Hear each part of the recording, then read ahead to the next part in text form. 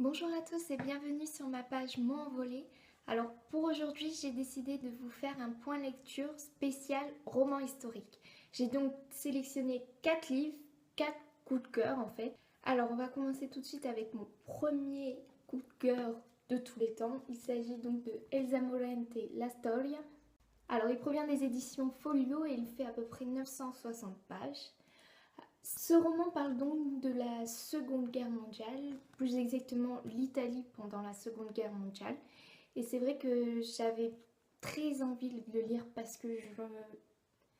qu'on étudie beaucoup moins l'Italie pendant la Seconde Guerre mondiale.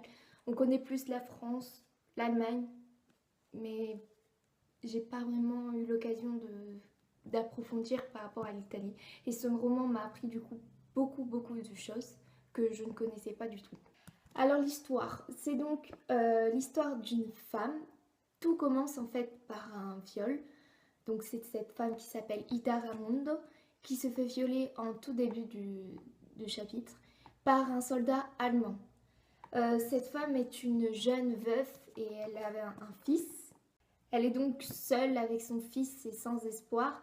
Alors quand le soldat allemand vient, elle a très peur qu'on vienne lui reprendre son fils ou elle et qu'il les emmène parce qu'en fait cette femme est juive.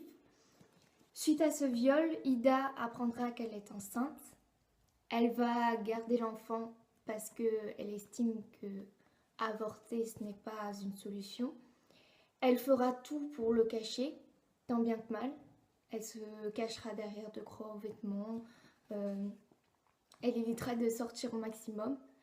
Étant donné qu'elle n'a pas trop d'amis et plus de famille, peu de gens vont le remarquer, voire personne.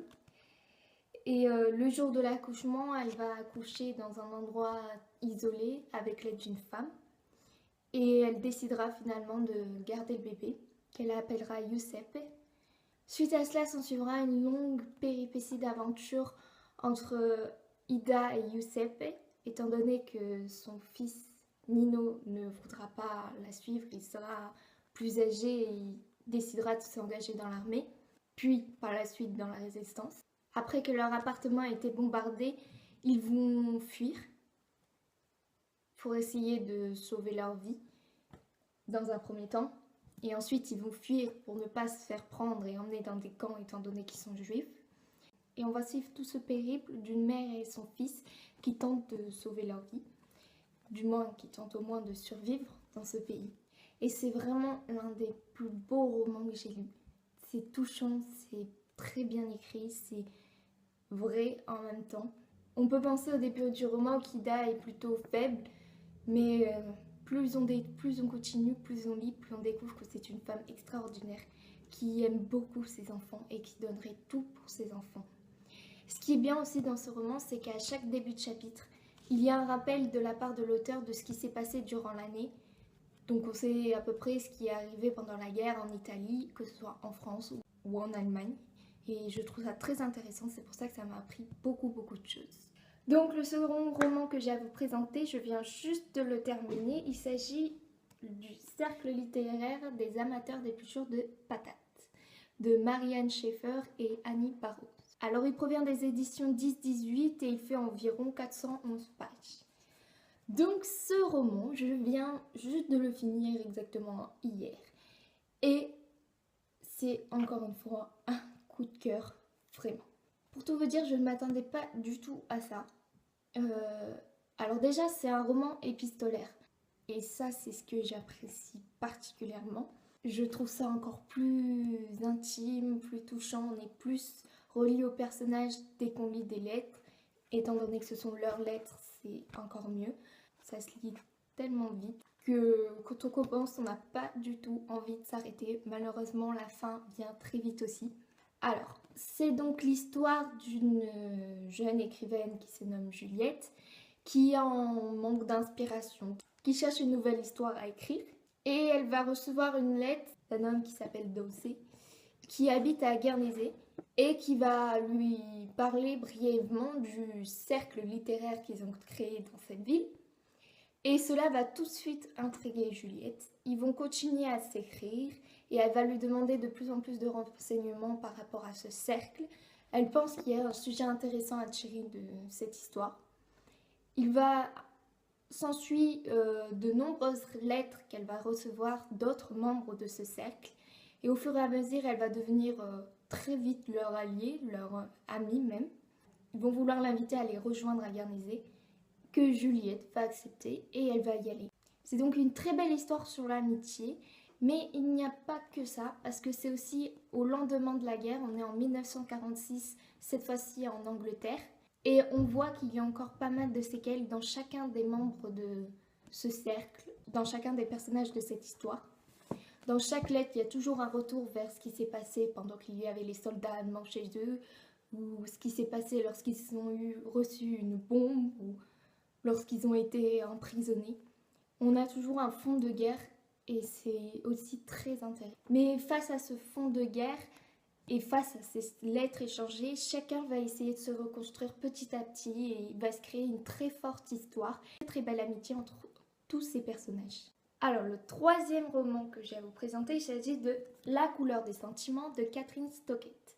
Donc je pense que beaucoup d'entre vous en ont entendu parler ou peut-être qu'ils ont vu le film. Dans tous les cas, les deux sont excellents, que ce soit le livre ou le film. C'est vraiment un coup de maître pour un premier roman, je dois dire. Alors, il provient des éditions Babel et fait 609 pages. On n'est donc cette fois-ci pas en temps de guerre, mais bon, presque, on pourrait dire. C'est dans les années 60, pendant que les lois raciales font rage en Amérique, et plus exactement au Mississippi, à Jackson, ce qui est peut-être pire, on va dire. On a donc trois personnages centraux. Oui, trois personnages centraux. Donc la plus importante de toutes, ce serait Ebeline, celle qui a donné naissance à toute cette histoire. Puis il y a Skeeter et Mimi. Donc l'histoire générale de ce livre, c'est que les Noirs sont celles qui s'occupent de la maison, de la cuisine, des enfants, d'élever les enfants surtout, pendant que les parents travaillent ou s'amusent. Mais elles sont très souvent maltraitées, exploitées, mal payées, insultées même, et tout le reste. Le personnage principal est donc Ebeline. Elle travaille dans une famille depuis un moment maintenant, ça fait 40 ans qu'elle fait ce métier. Elle est fatiguée, épuisée, elle en a marre de cette vie, de cette ségrégation. Puis un jour, elle va rencontrer Skeeter, qu'elle connaît déjà, mais elle va discuter avec Skeeter plus exactement. Skeeter, elle, est une jeune bourgeoise qui vient de terminer ses études et qui est rentrée chez elle. Et qu'en rentrant chez elle, elle découvre que sa bonne, donc Constantine, n'est plus là. Personne ne voudra lui dire pourquoi celle-ci est partie, sans même dire au revoir. Et elle décidera donc de mener l'enquête. Mais en parallèle, face à tout ce que vivent ces femmes noires qui s'occupent du ménage, du travail, des enfants et tout ça, elle décidera donc d'aller voir Ebeline. Et ensemble, elles voudront rétablir les choses, dire la vérité, sous forme d'un livre, en racontant toutes les anecdotes que ces bonnes ont pu vivre au cours de leur année de service. On a aussi un troisième personnage qui est plus excentrique, plus franc, qui n'a pas sa langue dans sa poche, contrairement aux autres bonnes. Il s'agit donc de Minnie, qui au début du roman se fera même virer de sa famille, dans laquelle elle exerce depuis un moment. Elle aura une véritable haine envers tous ces bourgeois. Elle sera même très méfiante envers Skeeter. Elle aura très peur parce que c'est quelque chose de dangereux qu'une blanche et une noire travaillent ensemble pour écrire un livre et si elles se font attraper, elles finiront certainement en prison. J'ai très peu étudié les années 60 en Amérique et je trouve ça très intéressant, surtout d'être dans la peau des femmes de ménage. C'est encore plus original, comprendre qu'elles ont tout fait pour ces familles et d'être traitées comme elles ont été traitées. Ça fait réfléchir.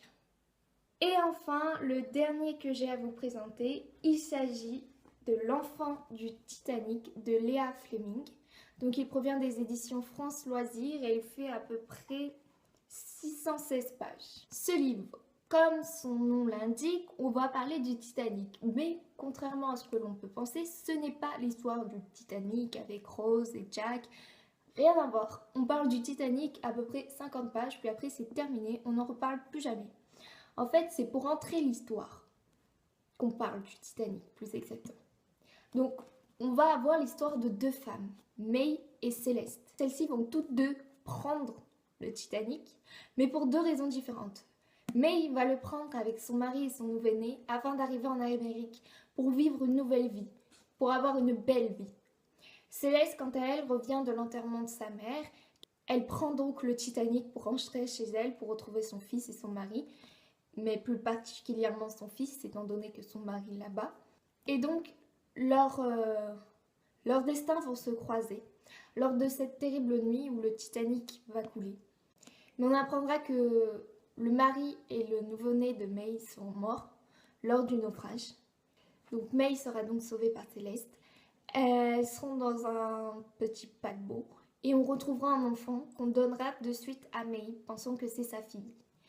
Seule elle comprend, en découvrant le visage du nouveau-né, que ce n'est pas sa fille, mais elle décidera de se taire et de garder l'enfant.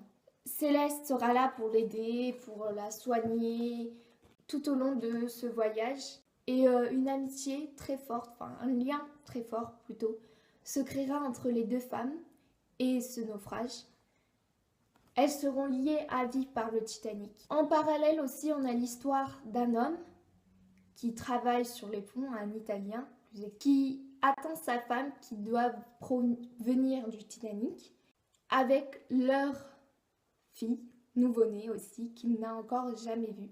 On découvre au fil des pages que le nouveau-né que May a récupéré est en fait la fille de cet homme. Donc suite à ce naufrage, comme on a pu le découvrir dans le film Titanic ou dans des histoires de rescapés, ça a complètement changé la vie de toutes les personnes qui étaient à bord. Mais là, on en découvre plus, on en apprend plus surtout. Ce n'est pas basé sur le Titanic, c'est basé sur les conséquences du Titanic. On va donc en parallèle suivre la vie de May et de sa nouvelle fille. Celle-ci va d'ailleurs décider de retourner en Angleterre. Elle ne voudra pas vivre une vie en Amérique où il n'y a plus son mari et sa vraie fille. Elle ne voudra pas recommencer là où elle a tout perdu. On va suivre aussi en parallèle la vie de Céleste qui essaiera de s'émanciper de son mari, de fuir avec son fils et de retrouver les siens qui sont en Angleterre aussi. Puis on suivra en parallèle un peu de la vie de cet homme qui a donc perdu sa femme, sa fille, et comment il essaiera de surmonter ce drame petit à petit. Donc voilà, c'est encore une fois un coup de cœur. Alors voilà, je vous ai donc présenté 4 romans coup de cœur. Chacun de ces romans a été chroniqué sur mon blog, donc je vous mettrai les liens en barre d'infos si ça vous intéresse. Donc voilà, j'espère que ça vous aura plu et on se revoit bientôt alors.